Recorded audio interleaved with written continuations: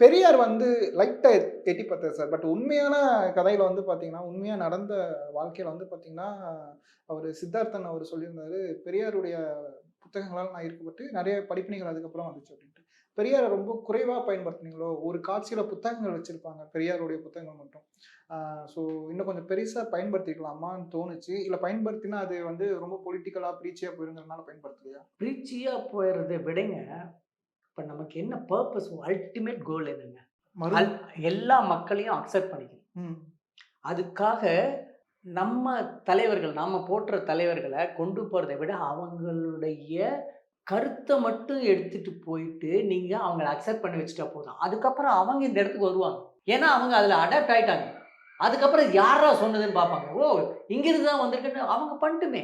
எதுக்கு? நம்ம பர்ப்பஸ் என்னன்னா, மக்கள்ட்ட போய் ரீச் ஆகுறது தான். அதுக்குன்னு சுத்தமா சொல்லாம விட்டாலும் தப்பு. ஸோ ம். என்ன வேணுமோ, நான் எந்த விதமான இசத்தையும் நான் உள்ள கொண்டு வரல. அதுக்காக மரியாதை இல்லன்னு இல்ல. கண்டிப்பா அவரெல்லாம் இல்லாம, ஆ யாருக்கும் இந்த சிந்தனை தெளிவு வராது. ஓகே. அவ்வளோ மரியாதை இருக்கு எனக்கு. ம்.